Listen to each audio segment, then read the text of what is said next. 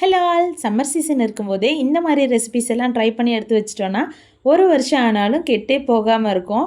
செஞ்சு வச்சா 1 இயர் வரைக்கும் இருக்குமா அப்படிங்கிறதே டவுட் தான். ஏன்னா இது அவ்வளோ சூப்பராக இருக்கும் இந்த ரெசிபி. 90s கிட்ஸாக இருந்தீங்கன்னா அவங்க எல்லாருக்கும் கண்டிப்பாக தெரிஞ்சிருக்கும். மாங்காய் மிட்டாய் தான் சொல்கிறேன்.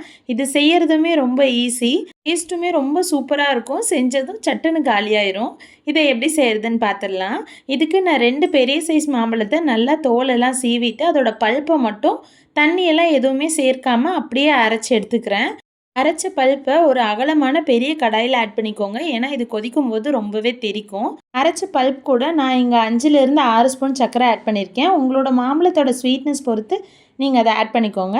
இது கூடவே ஒரு பிஞ்ச் சால்ட்டையும் ஆட் பண்ணிவிட்டு நல்லா கொதிக்க வச்சோன்னா ஒரு ஹல்வா பதத்தில் திக்கான கன்சிஸ்டன்சி வரும். வீட்டில் கீ க்ரீஸ் பண்ணிவிட்டு அதில் நம்ம செஞ்சு வச்ச இந்த மாங்காய் மிட்டாயையும் கொட்டி நல்லா வெயிலில் 2லேருந்து 3 டேஸ் காய வச்சு எடுத்தோன்னா நமக்கு மாங்காய் மிட்டாய் ரெடி ஆயிரும். டோட்டலாக இதை 2 பிளேட்டில் போட்டிருந்தேன். ஃபஸ்ட்டு போட்டிருந்ததோ இந்த பிளேட்டில் வந்துட்டு ரொம்ப தின்னான லேயரை வந்துட்டு அப்ளை பண்ணியிருந்தேன். இது சீக்கிரமாக காஞ்சிருச்சு, பட் இது வந்துட்டு நல்லா கிறிஸ்பான மாதிரி ஆயிடுச்சு. ஸோ இந்த மாதிரி ரோல் பண்ணும்போது எனக்கு நல்லா உடஞ்சி வந்துச்சு.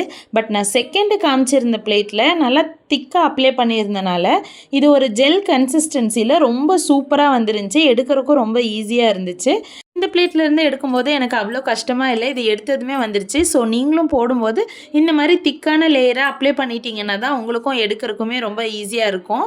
நீங்களும் இந்த ரெசிபியை கண்டிப்பாக ட்ரை பண்ணி பாருங்கள். நெக்ஸ்ட் வீடியோவில் பார்க்கலாம். பாய்.